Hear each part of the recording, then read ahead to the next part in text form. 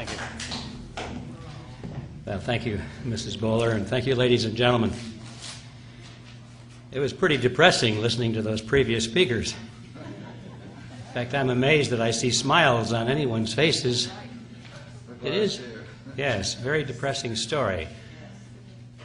America is in serious trouble, and I'm going to be talking today about how we got that way, and then at the very end, what we can do about it. So let's get on with the real story. I think the good place to begin is by telling you a little apocryphal story about show and tell day in the first grade in school. The teacher had told the children to bring something to class that was interesting and new so they could stand up and show it to the class and tell them all about it. So they all did. Most of them brought toys. But little Johnny brought a kitten. Well, naturally, the kitten was more interesting in the long run than most of the toys, so it didn't take long before the whole class was focused on the kitten. And the question came up, was this a boy kitten or a girl kitten? Well, there was a heated discussion on this. Everybody had an opinion, but nobody really knew how to answer the question. So it was just opinions, until finally the teacher asked the class, does anybody know how you can tell the difference between a boy kitten and a girl kitten? And silence fell across the classroom. No one had a clue. And finally Johnny raised his hand. He says, I know. The teacher got very concerned with that one, and she asked cautiously, says, well, Johnny, how can you tell? Tell the class. He said, well, my dad says we live in a democracy. And so in a democracy, you vote on everything, so let's vote on this issue and we'll find out the truth. So you know right away this was an American school, because it's true, isn't it, that all of us, certainly myself included, have been taught from a very early age that we live in a democracy. It's one of those words that we need to get very serious about defining, but get this general impression that democracy means a majority rule. And that's wonderful. So the majority should decide everything. And the more serious the issue, then the more need there is to have the majority, express its view. Well, the purpose of my presentation is a little bit upstream. I'm going to be saying, basically, that this, although it's a cherished American concept, it's a very dangerous one. If you don't think it through and don't put limitations on it, it's a very dangerous concept. And as a matter of fact, it is the concept that is being used against the American people and people all over the world to their own detriment, to put them, in fact, into a condition of bondage, a condition in which they elect their own dictators and feel happy about it because they did it to themselves. That's what I'm going to be talking about. Now, as you probably know, the title of this presentation is called the Quigley Formula. So let's take a look at that. What is this thing, the Quigley Formula? And the first step is to answer the question, who is this man Quigley? Now, I say this man Quigley because the name is Carroll Quigley, and sometimes people think that's a woman. Well, it's not. It's Carroll Quigley that we're talking about, who was, he's deceased now, but he was a very well-known professor of history who taught at Georgetown University. And while he was there, he had a very famous student by the name of William Clinton.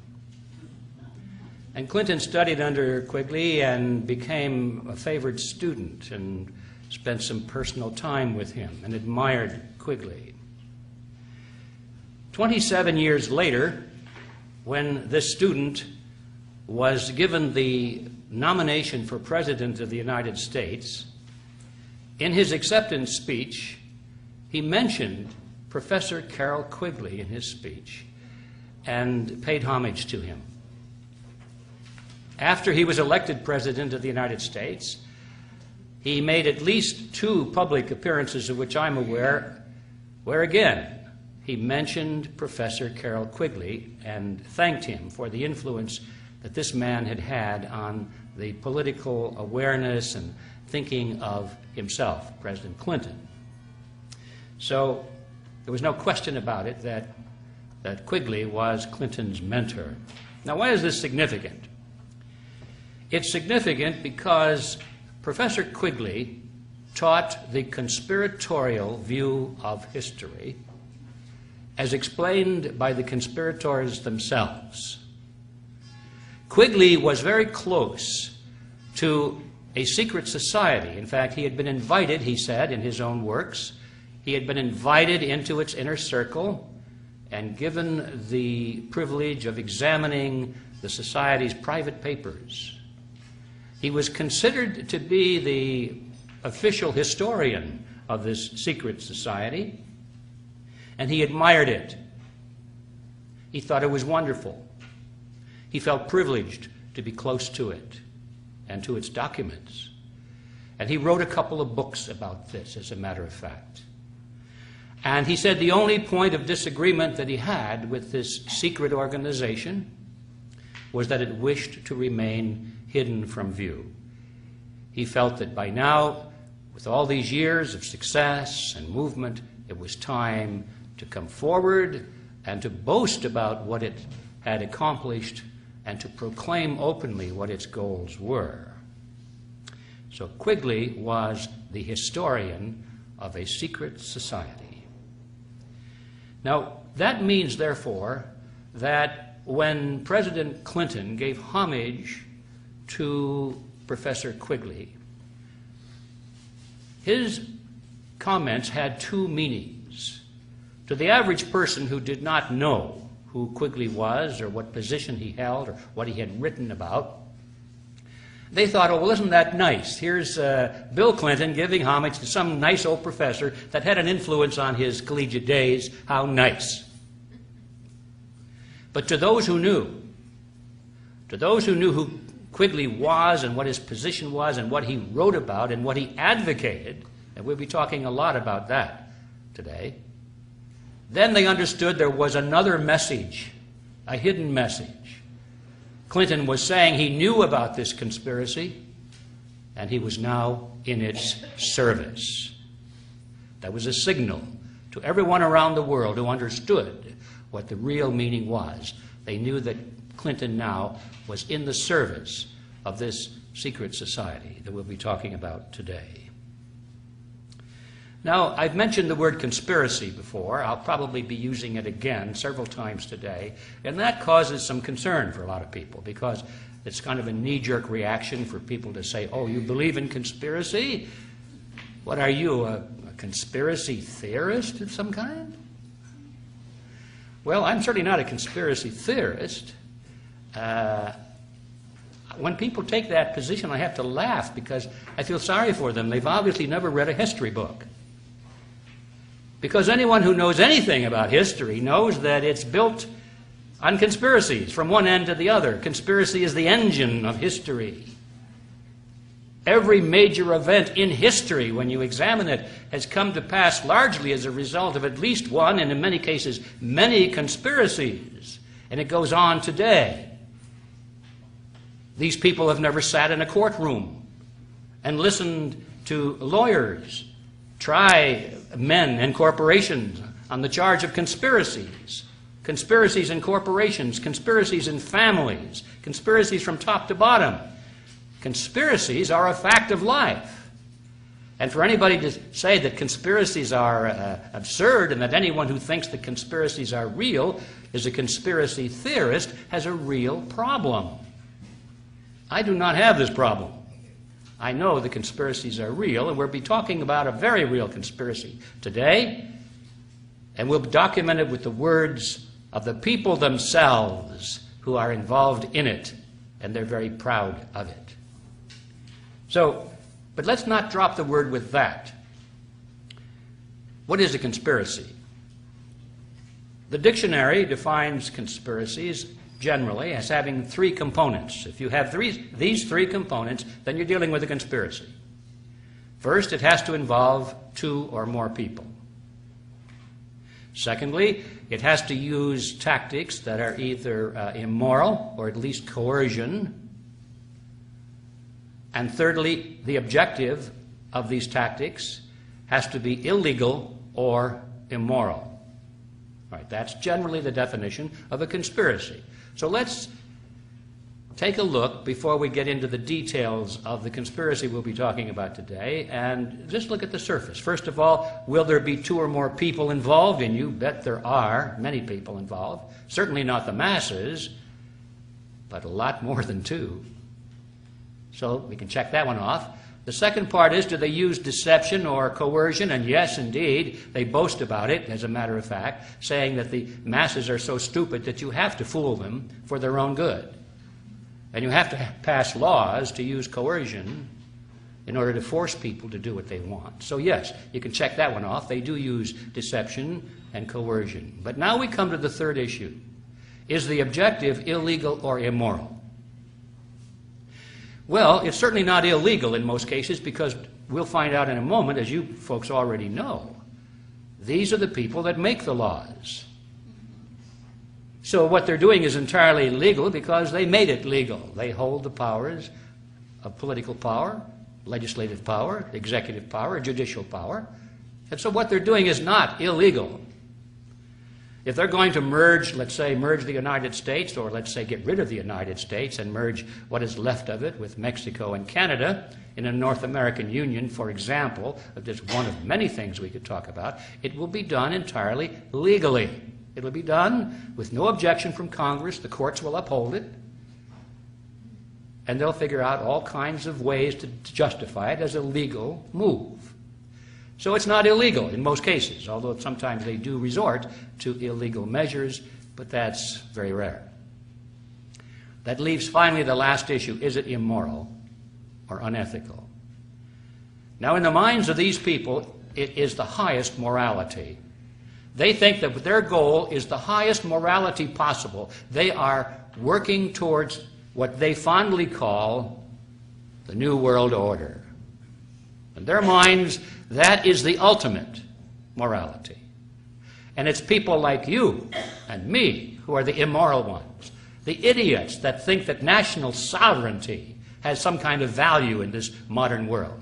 We are the ones standing in the way of progress.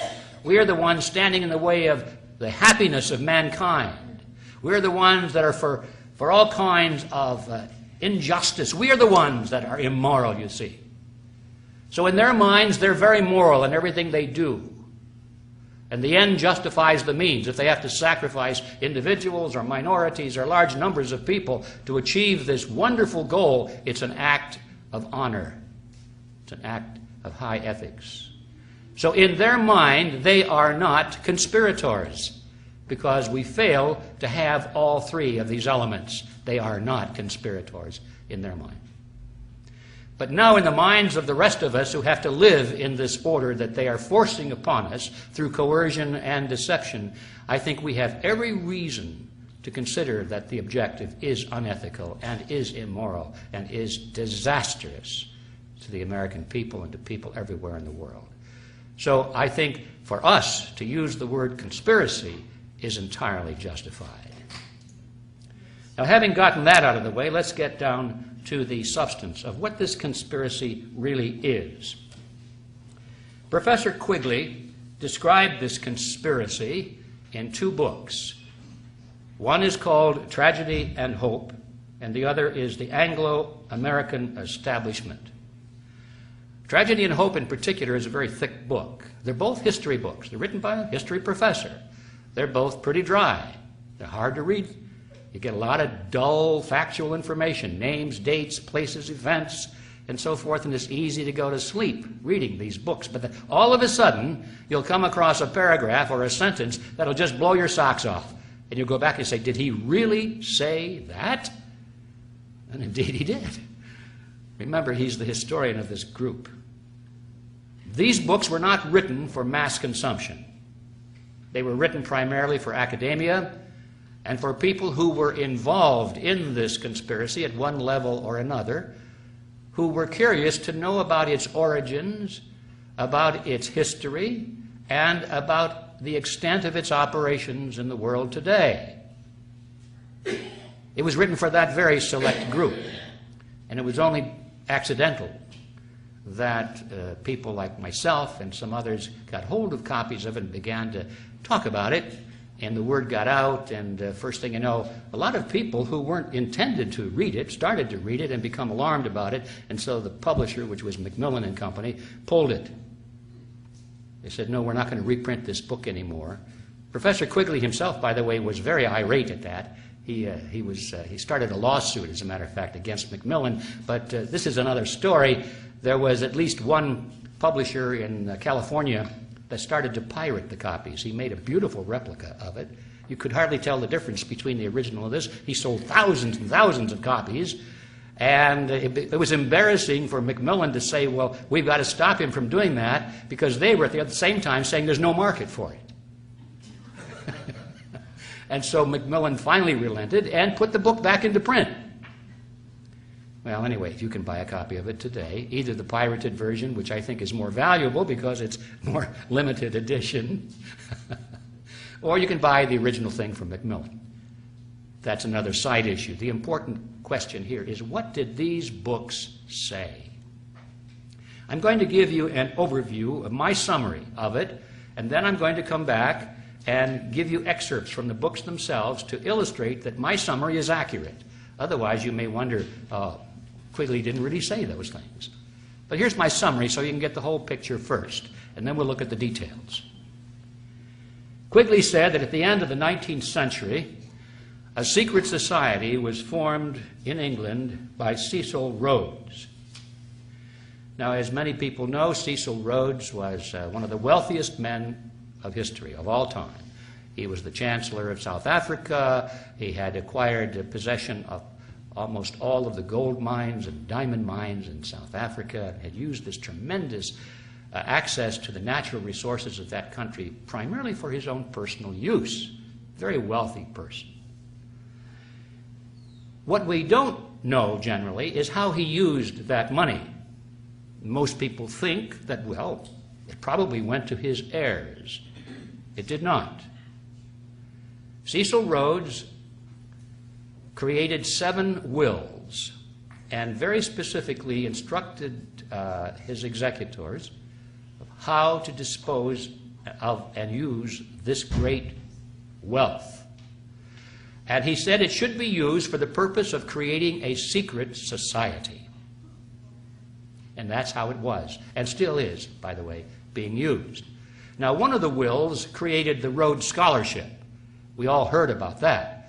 And the general impression there is that, isn't it wonderful that this man Rhodes set aside a big chunk of money for the education of worthy young men and women? Well, that's kind of a surface view. He did set aside a big chunk of money for the education of worthy young men and women, but the definition of worthy meant that they had to have a certain worldview. They had to be smart. They had to believe in global government based on the model of collectivism. They had to be a little bit ruthless. And they had to be capable of being enlisted into the secret society. This was the recruiting arm of the secret society to a large extent. It was a recruiting fund, not an educational fund. The other wills are unknown completely to most people. They have no idea what that money was used for and how it was allocated in these other wills. I said 7 wills before. Actually, that was a mistake. It was 5 wills. He wrote 5 wills. And the scholarship fund became the best known of them, and the others are pretty much even unknown to this day. This secret society exists today, continues to exist, and has been a major historical force since World War I. Quigley says that every major event in history from World War I has been dominated and directed to a large extent by this secret society. The goal of this organization originally was to expand the British Empire's culture and political system and domination over the entire world. Originally. Rhodes felt that the English represented the finest, the highest watermark in culture, was the finest race in the world, the smartest people, the most benevolent people, and they had an obligation, you see, to rule the world so that all of the ignorant people of the world could benefit from this. It was an act of noblesse noblesse. They had this obligation. Somebody had to do it to protect these poor, ignorant people from themselves.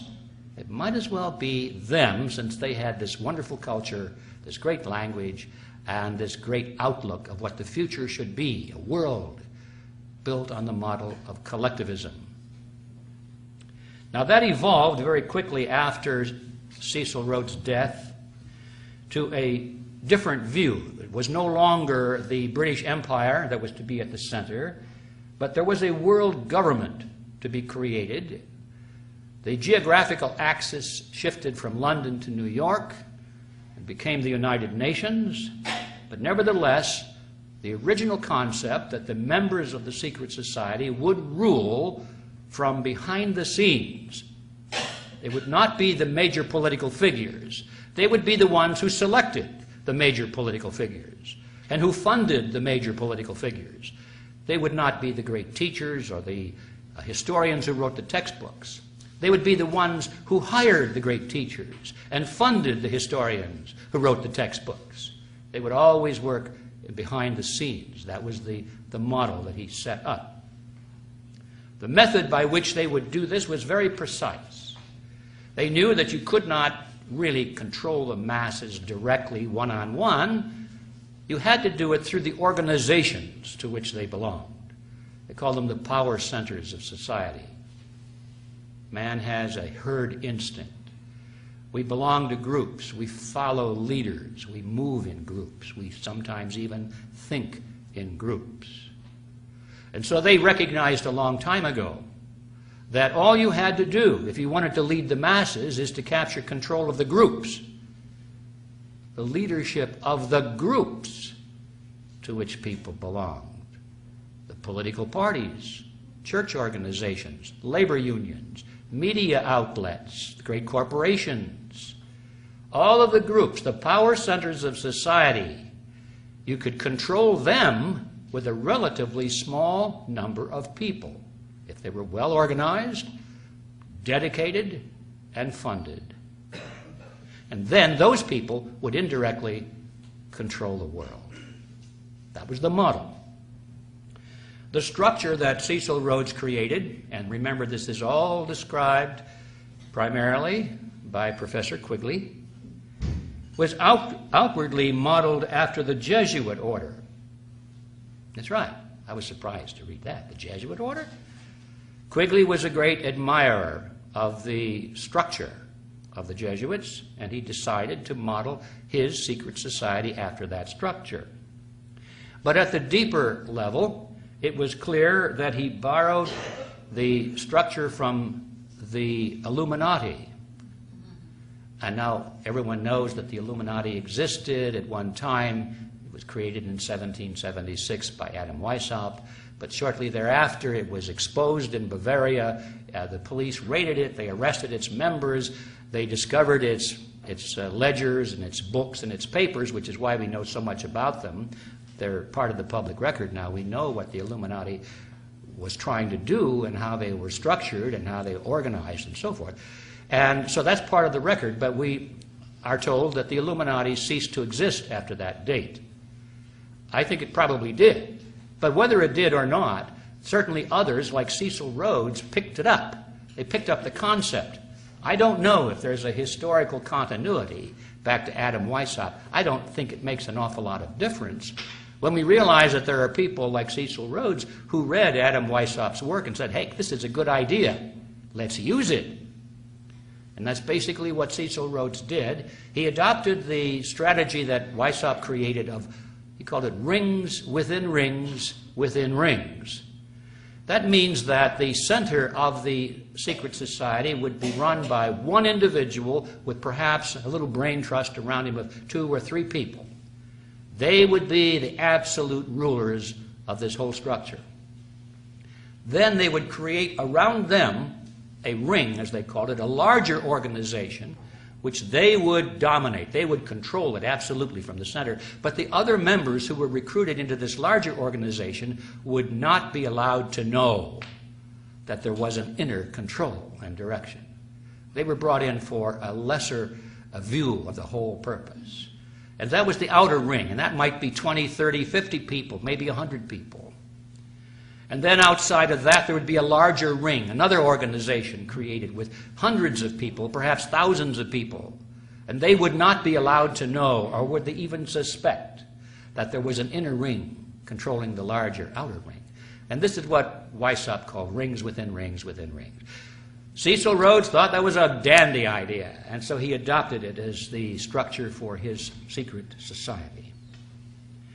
Now, in his group, the inner circle, they called the Society of the Elect. That was the name Rhodes put to it. It originally consisted of Cecil Rhodes and a brain trust from British banking and politics. A very small number of highly placed, very wealthy people. The center of gravity, as I mentioned a moment ago, shifted eventually to the Rockefeller Group in the United States, with centers of influence in such other organizations as the Bilderberg Group, the Trilateral Commission, and that sort of thing. We've all heard about these. And the goal shifted away from the control from the British Empire to an international control through something called the New World Order, is the phrase they adopted, with control primarily focused in New York, with the United Nations meant to be the hub of this global government. And I should say global government, not just any global government, but one based on the model of collectivism, which means total control over every human being. Not much room left there for personal freedom. Now, the secondary rings around the Society of the Elect were called roundtables. And they were formed in the United States, in Britain, and all of the former British dependencies. And they still exist today. They operate under that name. Around the roundtables, a larger ring, a tertiary ring, was formed, and they called them front groups in a generic sense, in each country where there were roundtables. And they took on the name, in the dependencies of the former dependencies of the British Empire, they took on the name of Royal Institute for International Affairs. That's where you'll find them today, under that name, in all of the countries, Great Britain, Canada, Australia, and so forth. The Royal Institute of International Affairs. But in the United States, the word royal didn't go over too well, and so they changed it completely, and they called it the Council on Foreign Relations. But it has exactly the same relationship to the roundtables, which is surrounding the Society of the Elect, which is the secret society that still functions today, was created by Cecil Rhodes. And ladies and gentlemen, after 100 years of operation and of penetration into the power centers of society, the Rhodesian network, as I call it, now is close to its final achievement, which is its goal, the creation of a true new world order. Now, I call it the Rhodesian network because one of the things we have to realize is that itself, it has no name. Isn't that brilliant? Quigley, when he writes about it, doesn't know whether to call it the group or the network or the Rhodes group. He calls it all these different things. And you see, they carefully and consciously decided not to have an official name. Well, if you don't have a name, it's pretty hard to talk about a structure like that. So that was one of the very smart moves they made. Did not have an official name. I have given it a name, so I can talk about it. I call it the Rhodesian group or the Rhodesian network, the Rhodesians. I hope it sticks, because that's exactly what they are. Now, I said that this group is dominant now, is coming close to fruition of its ultimate goal in the Western world. I very carefully said the Western world because I wanted to differentiate between what's going on in the Western world and what's going on in the rest of the world. We tend to think, as we look at this group, that this is the totality of our problem in the world today, and it is not. there is at least one other group very similar to the Rhodesians.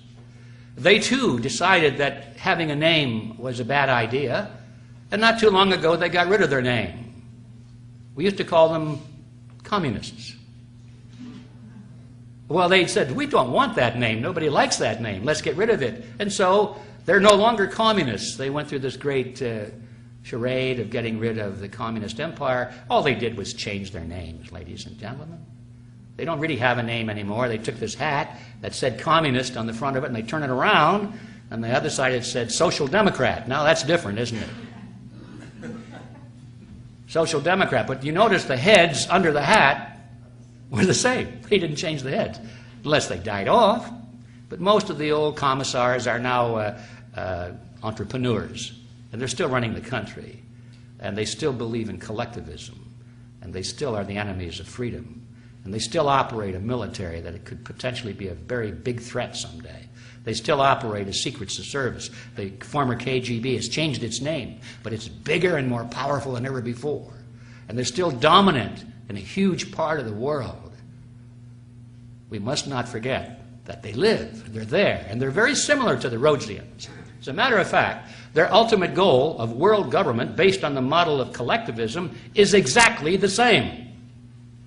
There is no difference between the ultimate goals of these two groups. The only difference is that they compete with each other for dominance in this new world order. They'll fight tooth and nail for territory and dominance and control, but their goal is exactly the same. And I just want to footnote that into my comments today because it's extremely important that we don't think that just because we have this problem with the Rhodesians, that anybody out there who condemns the Rhodesians for their faults are good guys. I mean, we don't want to run to the Leninists now and say, well, because they're opposed to the Rhodesians, the Leninists have got to be good. No. It's going from, pot into the fire, frying pan into the fire. They're both exactly the same. All right.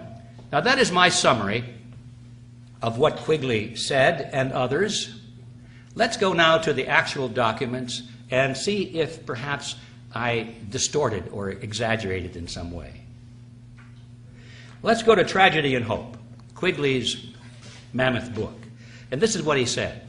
He said, I know of the operation of this network because I have studied it for 20 years and was permitted for 2 years during the 1960s to examine its papers and secret records. I have no aversion to it or to most of its aims, and have for much of my life been close to it and to many of its instruments. In general, my chief difference of opinion is that it wishes to remain unknown. So there's Quigley's appraisal of the secret society, and he likes it a lot. In his other book, The Anglo-American Establishment, this is what he said. The Rhodes Scholarship, established by the terms of Cecil Rhodes' seventh will, we're back to 7 again. I've got to get my numbers right. 7th will. The Rhodes Scholarship, established by the terms of Cecil Rhodes' 7th will, are known to everyone. What is not so widely known is that Rhodes, in 5 previous wills, left his fortune to form a secret society which was to devote itself to the preservation and expansion of the British Empire.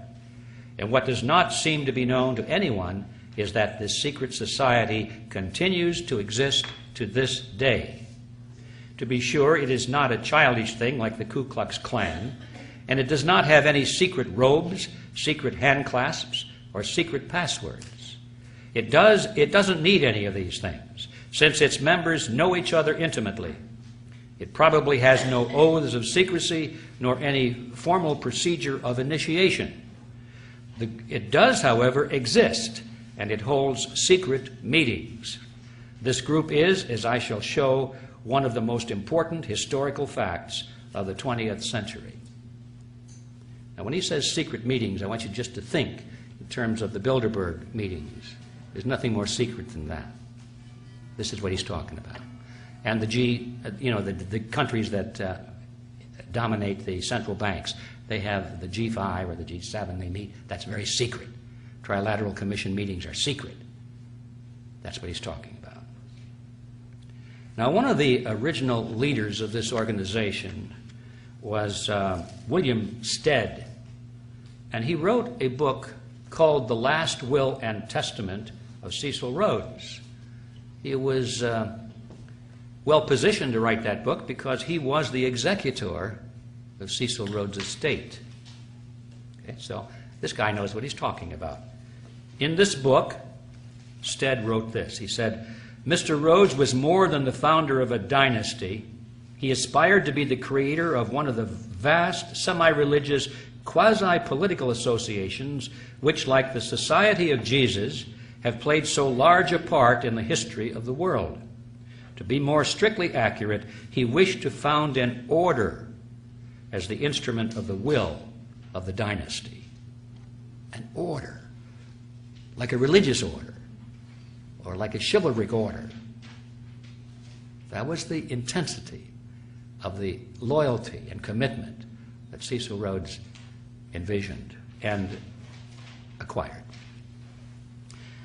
Cecil Rhodes left some handwritten manuscripts upon his death, and they weren't published until quite a bit later. But in one of those, this is what he wrote. Now, this is from the words of the man himself.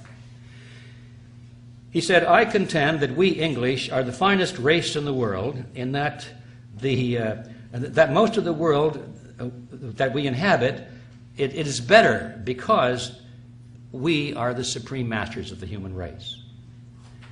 Now, I want to get this straight. I didn't read that quite right, so let me read it again. I consider that we English are the finest race in the world, and that the more of the world we inhabit, the better it is for the human race.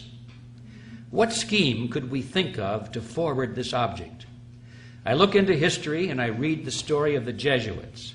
I see that what they were able to do in a bad cause, and I might say under bad leaders. In the present day, I became a member of the Masonic order. I see the wealth and power they possess, the influence they hold.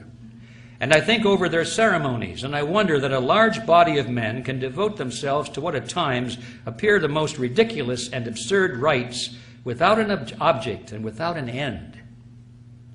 The idea, gleaming and dancing before one's eyes like a will-o'-the-wisp, at last frames itself into a plan. Why should we not form a secret society with but one object, the furtherance of the British Empire, and the bringing of the whole uncivilized world under British rule? That was his vision, in his own words. Now back to Quigley's words. He said that the goal of this secret society was, and I quote, nothing less than to create a world system of financial control in private hands, able to dominate the political systems of each country and the economy of the world as a whole.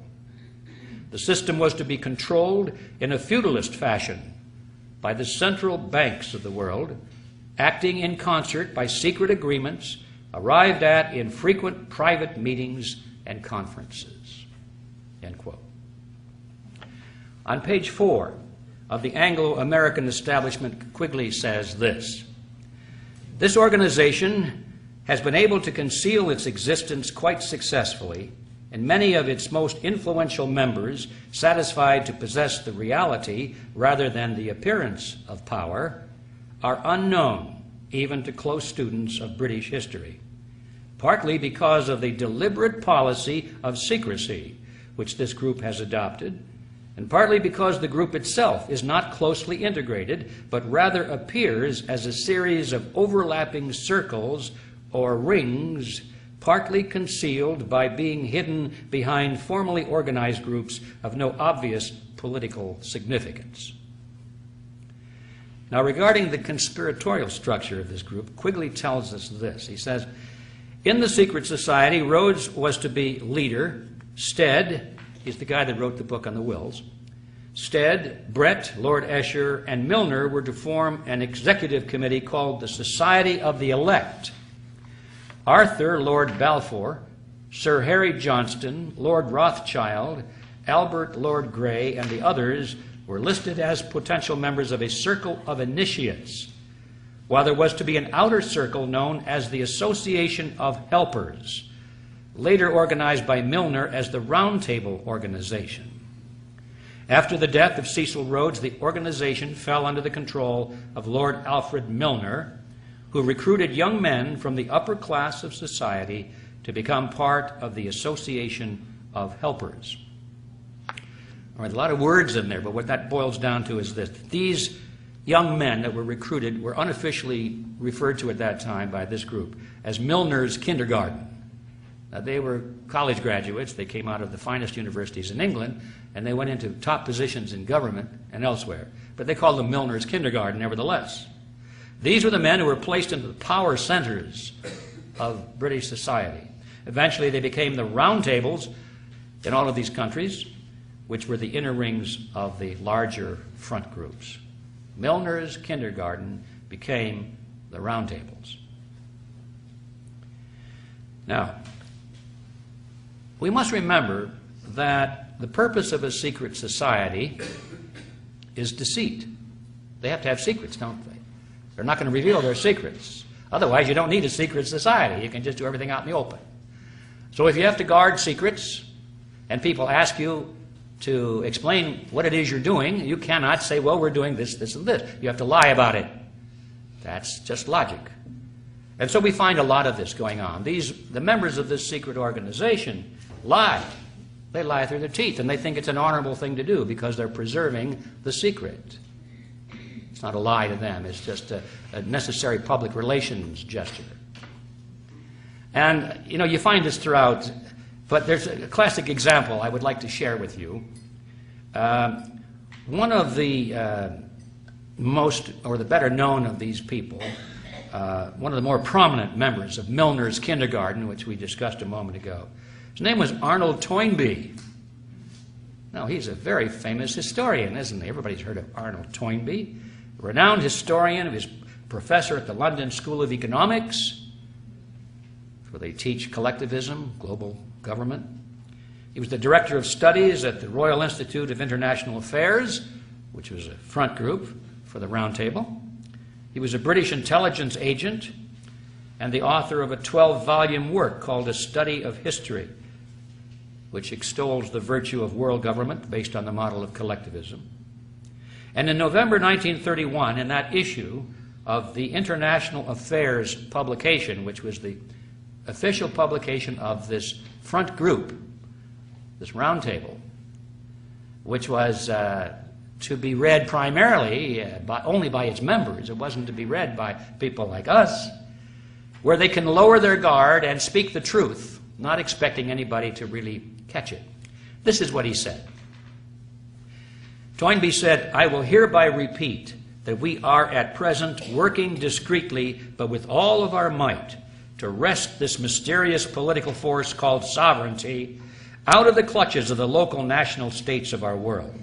And all the time we are denying with our lips what we are doing with our hands." Good for us. See, this is what you would expect from a secret society. It should not be a shock to anybody. But I put it in because some people still find it hard to believe that their politicians or anybody in prominence would not tell the truth. Now, world government doesn't just happen by writing articles or books. You know, it happens only when people come into control of the power centers of society and drive society into world government. And Quigley explains how this came about. He said, and I quote, "Through Lord Milner's influence, these men were able to win influential posts in government, in international finance, and become the dominant influence in British imperial affairs and foreign affairs up to 1939. In 1909 through 1913, they organized semi-secret groups known as Round Table groups in the chief British dependencies and in the United States. These still function in 8 countries. The task was given to Lionel Curtis, who established in England and each dominion a front organization to the existing local Round Table group. This front organization, called the Royal Institute of International Affairs, had as its nucleus in each area the existing submerged Round Table group. In New York, it was known as the Council on Foreign Relations and was a front for J.P. Morgan and Company. I hope you were awake and heard all of that. Because what we just learned from Quigley himself, we come to the ubiquitous Council on Foreign Relations, which was mentioned by several of your speakers earlier today, and who those people are and what influence they have. Where did this organization come from? Now we know. We're informed it was spawned by a secret society which still exists today, that it is a front for a roundtable group originally embodied in J.P. Morgan and Company, but now the Rockefeller Consortium, and that its primary goal is no longer the expansion of the British Empire, but global collectivism with control in private hands, administered in a feudalist fashion by the central banks of the world. Now, ladies and gentlemen, these are their words, not mine. Now, why is this important? It's important because the members of the Council on Foreign Relations are the rulers of America. Who are they? Well, once in a while their name pops into the news, but very seldom you get them all together. I'm going to take a few moments. This might be boring, but I think for the record, everyone needs to be familiar with the names, some of the prominent names, who are members of this outer ring of a secret society. Let's start with the presidents of the United States. Herbert Hoover, Dwight Eisenhower, Richard Nixon, Gerald Ford, James Carter, George Bush Sr., and William Clinton. JFK once said that he was a member of the CFR, but nowhere can you find him on the membership rolls. So I guess he was a wannabe, but didn't quite make it in. But he actually said that he thought he was a member. And of course, the presidential candidates, John Kerry and Vice President Richard Cheney, are members of the CFR. Secretaries of State. This is a very important position for this group because it's even more important than the president. The president can be controlled by the Secretary of State, Secretary of Defense, and all of his cabinet members, who are pretty much appointed for him. You know, he doesn't appoint, presidents don't appoint their cabinet members from their own private telephone directory, you know. They're not even in their book. They're told who to appoint. Anyway, here are the Secretaries of State, perhaps the most important position in the United States government as far as the CFR is concerned. Dean Rusk, Robert Lansing, Frank Kellogg, Henry Stimson, Cordell Hull, E.R. Stettinius, George Marshall, Dean Acheson, John Foster Dulles, Christian Herter, Dean Rusk, William Rogers, Henry Kissinger, Cyrus Vance, Edmund Muskie, Alexander Haig, George Shultz, James Baker, Lawrence Eagleburger, Warren Christopher, William Richardson, Madeleine Albright, Colin Powell, and of course, Condoleezza Rice. Did we leave anybody out? I don't think so. Now, Secretaries of Defense, also very important. James Forrestal, George Marshall, Charles Wilson, Neil McElroy, Robert McNamara, Melvin Laird, Elliot Richardson, James Schlesinger, Harold Brown, Caspar Weinberger, Frank Colucci, Richard Cheney, Les Aspin, William Perry, William Cohen, and Donald Rumsfeld. Directors of the CIA, pretty important. Walter Smith, William Colby, Richard Helms, Alan Dulles, John McCone, James Schlesinger, George Bush Sr., Stansfield Turner, William Casey, William Webster, Robert Gates, James Woolsey, John Deutsch, William Studeman, George Tenet, Porter Goss, and Michael Hayden. Now, some better-known corporations with CFR members at the board of directors or chief executive levels, where they dominate these huge corporations. It's quite a list. I had to trim this down, believe it or not. Here are just a few. Atlantic Richfield Oil Company, AT&T, Avon Products, Bechtel Construction Group, Boeing Company, Bristol Myers Squibb, Chevron, Coca-Cola and Pepsi-Cola, Consolidated Edison of New York, Exxon, Dow Chemical, DuPont Chemical, Eastman Kodak, Enron, Estee Lauder, Ford Motor, General Electric, General Foods, Hewlett-Packard, Hughes Aircraft, IBM, International Paper, Johnson & Johnson, Levi Strauss & Company, Lockheed Aerospace, Lucent Technologies, Mobil Oil, Monsanto, Northrop, Pacific Gas and Electric, Phillips Petroleum, Procter & Gamble, Quaker Oats, SBC Yahoo, Shell Oil, SmithKline Beecham Pharmaceuticals, Sprint Corporation, Texaco, Santa Fe Southern Pacific Railroad, Teledyne, TRW, Southern California Edison, Unicol, United Technologies, Verizon Communications, Warner Lambert, Weyerhaeuser, and Xerox, to mention just a few. Now, in the media, also very important in controlling the thinking processes of the American people.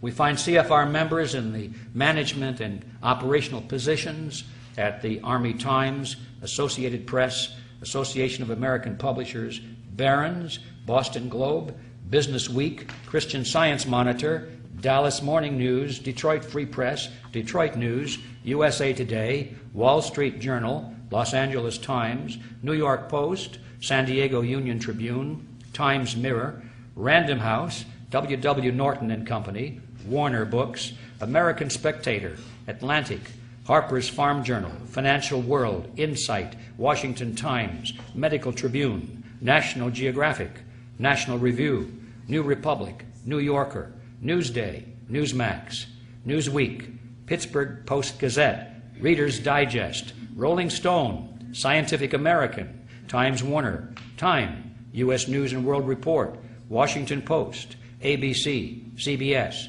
CNN, NBC, PBS, RCA, the Walt Disney Company, and of course, Rupert Murdoch.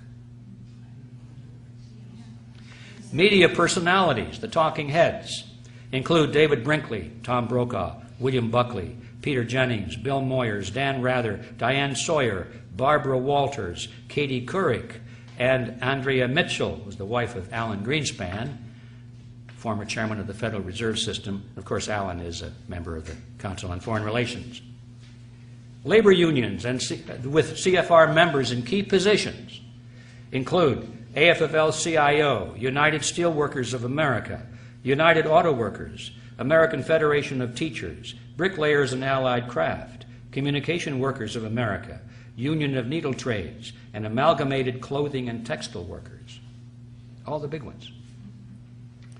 In the tax-exempt foundations and think tanks, the number of CFR members in controlling positions is 443. Some of the better-known names are the Sloan and Kettering Foundation, Aspen Institute, Atlantic Council, Bilderberg Group, Brookings Institute, Carnegie Endowment for International Peace, Carnegie Foundation, Ford Foundation, Guggenheim Foundation, Hudson Institute, John and Catherine MacArthur Foundation, Mellon Foundation, Rand Corporation, Rhodes Scholarship Selection Commission, Rockefeller Foundation, and Rockefeller Brothers Fund, the Trilateral Commission, and the UN Association. In the universities, the number of CFR members who are or have been professors, department chairmen, presidents, or board members is 563. My last count. Could be different today, probably more. In the financial institutions such as banks, the Federal Reserve, stock exchanges, and brokerage houses, the number of CFR members with controlling positions is 284. Now, ladies and gentlemen, that gives you an idea. We could go into other areas, but bear in mind that the total membership of this group is about 4,000 people. Now, there are a lot of churches in your hometown that have memberships equal to or larger than that. Wouldn't it be curious if you were to discover that the members of that one church held all of these positions in society? Wouldn't you be curious as to what's going on? But first you'd have to know about it. And how would you know about it if the channels of communication by which you might be informed of it are also controlled by these same people? You see the magnitude of the problem we face. I'd like to emphasize that the CFR is not the inner core of a secret society, but it's at least 2 rings out. Now, what does that mean? That means that most of those people in the CFR are not aware of the history I'm giving you today. They have no inkling of it. Probably if they did know it, they'd be impressed. They wouldn't be shocked because, boy, we're on the inside of a very powerful group. Most of these people, I think, look at this as sort of a high-powered ultimate employment agency. They know that if they're invited into this group, and you have to be invited, that they've got it made. Once your name is on that list, you never have to worry about a job again, because the New World Order people are constantly looking for reliable servants to their cause. And these people have been selected not because they're evil people at all, or because they've got the grand vision of global government, although some of them do, but most of them just go along with the idea. They're open to it. They like it. And so they're dependable. And that's how they get in. So these people are not, most of them, at the inner core of a secret society. They're just opportunists. Now, there are three things we have to understand about this group. First of all, they're not partisan. The names I read to you have nothing to do with Republicans versus Democrats. You find them equally located in both political parties. These people laugh at anyone who takes seriously a political party. They laugh at all of these people campaigning out there for Republicans or Democrats. This has nothing to do with that. Secondly, they are elitists. They intend to rule for our own good, of course. And thirdly, the method by which they intend to rule is called democracy. We're back to that word. Democracy. They want democracy. Now that presents a problem. How is it possible for these people to rule mankind absolutely and still allow democracy, where people vote and determine things through the ballot box? There's no problem with that in their book. All they have to do, they say, is just control the elections. Allow people to vote so long as they don't vote for anything significant. We'll make all the important decisions and let them vote for the unimportant things so they get the sensation of participating in their own political destiny. They'll be happy. Just keep them out of the way. Let them have their fun and games. Let them have their bumper stickers and their straw hats. Let them go to the conventions and let them fight with each other out there. Candidate against candidate, but we own them all, so what difference does it make? You see? You're getting the picture. Now, Quigley himself described this in very approving terms. He likes that idea. In his book, this is what he says. This is in, I've forgotten which book it is now, but it's right. Let's see, it's probably the big thick one. Here's what he said. The national parties and their presidential candidates, with the Eastern establishment assiduously fostering the process behind the scenes, moved closer together and nearly met in the center with almost identical candidates and platforms. Although the process was concealed as much as possible by the revival of obsolescent or meaningless war cries and slogans, often going back to the Civil War. The argument that the two parties should represent opposed ideals and policies, one perhaps of the right and the other of the left, is a foolish idea, acceptable only to the doctrinaire and academic thinkers. Instead, the two parties should be almost identical, so that the American people can throw the rascals out at any election without leading to any profound or extreme shifts in policy. Either party in office becomes in time corrupt, tired, unenterprising, and vigorless. Then it should be possible to replace it every 4 years, if necessary, by the other party, which will be none of these things, but will still pursue with new vigor approximately the same basic policies.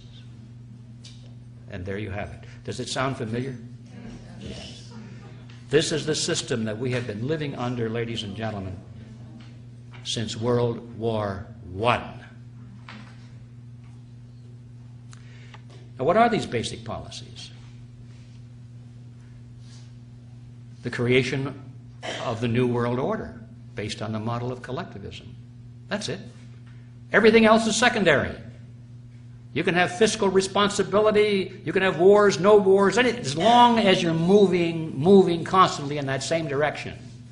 That's the same basic policy that they demand from all candidates and the two major political parties. Hard to put that into focus because we slept through a lot of this. I did. I didn't even know it was going on for most of my life. So I look back in history and I could see it clearly now that I understand the template. And the good place to start was with the Panama Canal. We gave it away, didn't we? Did the American people want that? No. Republicans didn't want it. Democrats didn't want it. The voters didn't. But both parties united and gave away the Panama Canal because that was the goal of the CFR.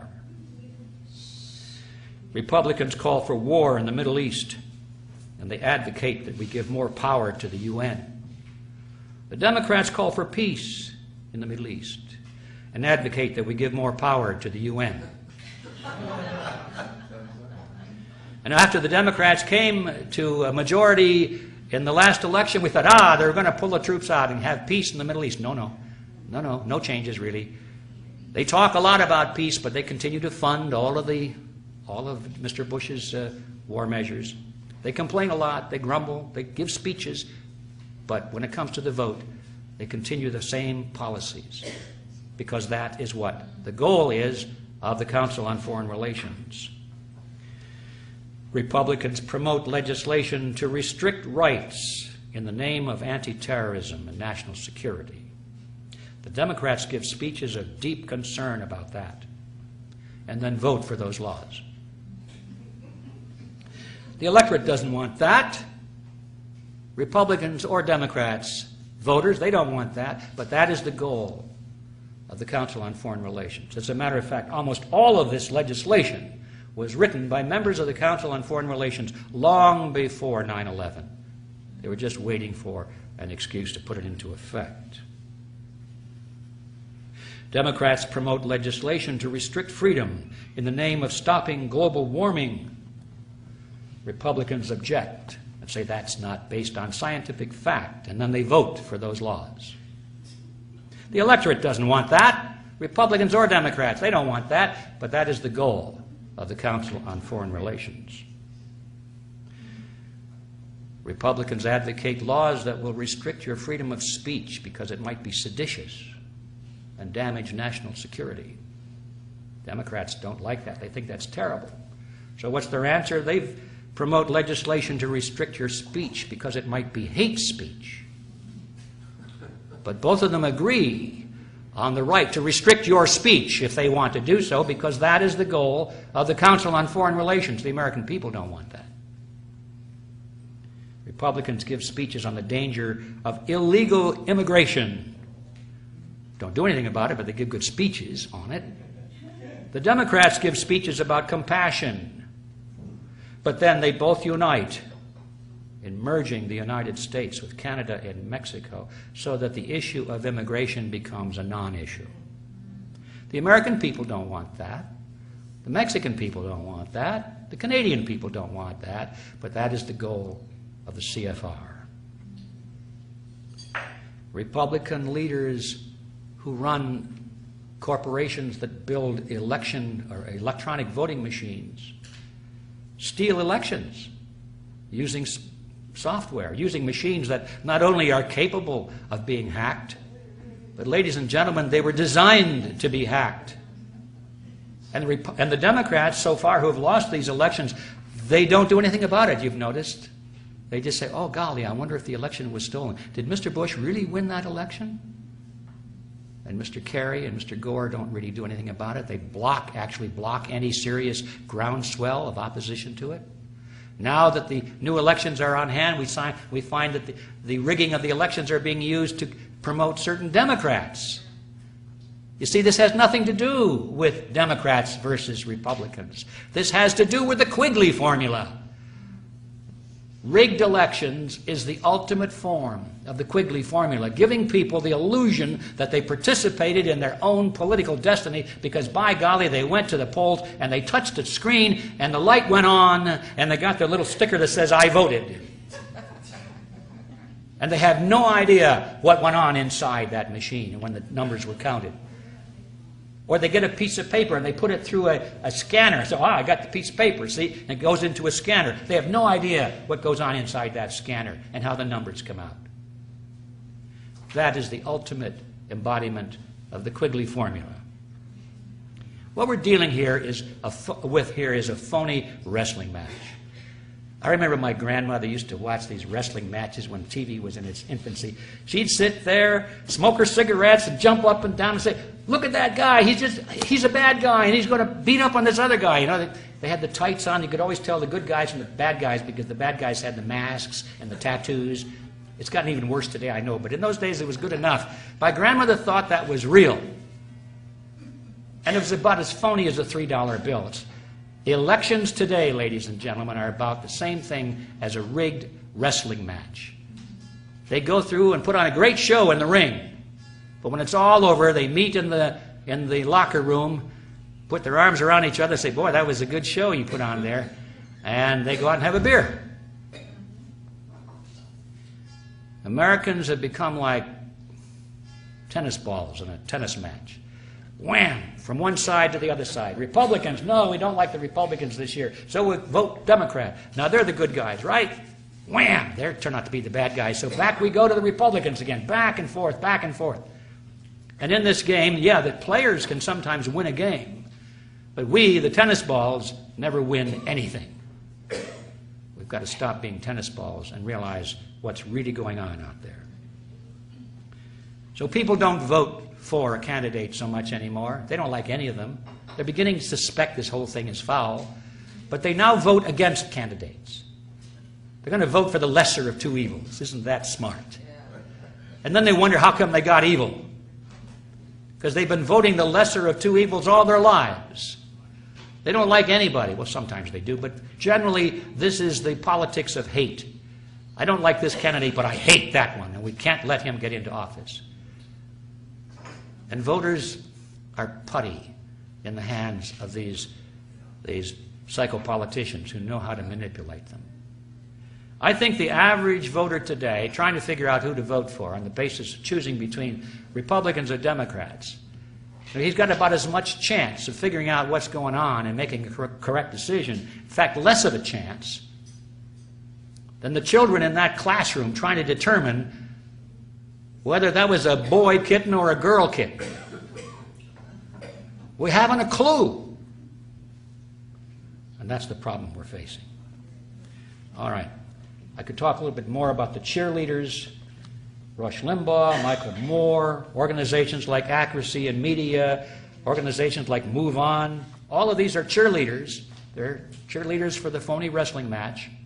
Some of them are very good at exposing the corruption in one party, but they're totally blind to any corruption in the party that they represent. And the others are totally good at exposing the corruption in the other party, but they're totally blind to their assigned loyalty. We've got to get clear on these phony cheerleaders as well. So now we come finally to the solution. What is the solution to this? Silence has fallen across the room here. Ask anyone. They'll tell you. There isn't any. Collectivism has won. These people have won. They control the power centers of society. You really think that you're going to break the grip of these people that run the elections, they control the elections, the political parties, the media, they're your employers, they run the military, they have the CIA. You think you're really going to break the grips of these people? Let's face reality. They've won. We've lost. Those who benefit from it are too happy with it. Those who serve it and are subject to it are afraid of it. They don't want to stand up for fear it might be bad for their reputation or business. They're not going to do anything. So it's over. Get used to it. But wait a minute. I just had an idea. What would happen, do you suppose, if just 2% of the people knew what was really going on and they were no longer willing to play this game? And if just 2% of the people would unite across the lines of religion, culture, politics, just unite and have a common creed. They knew what they were for as well as what they're against. They're not voting against something. Now, for the first time, they're voting for something, or at least working for something. And if they united and worked together, do you think we could turn this thing around? I think so. I think so, definitely. In fact, I'm betting my life on it and everything I have. It can be done. Now, it might not be done by the next election, so we've got to get this longer view of history. One of our problems is that everybody is impatient. They want it done by the next election. If we can't see it being done then, forget it. No, that's not how it works. It took these people 100 years to get to where they are today. You think we're going to turn that around in 6 months or a year? Not going to happen. Even if our favorite candidate were to be elected president and he moved into the White House, he would be surrounded by enemies, collectivists. He completely surrounded. They would block him in every way. In order for us to solve this problem, we have to send people into government at all levels, not just one candidate. And we have to have all of these people on the same page, knowing what they stand for, having a creed of freedom. Then it can be done. And that's the reason that we created Freedom Force International a few years ago. And I'm here to tell you it's going like wildfire. We now have members, as of we speak, in 55 different countries. I never thought that would happen, but I knew it had to happen. And it's growing.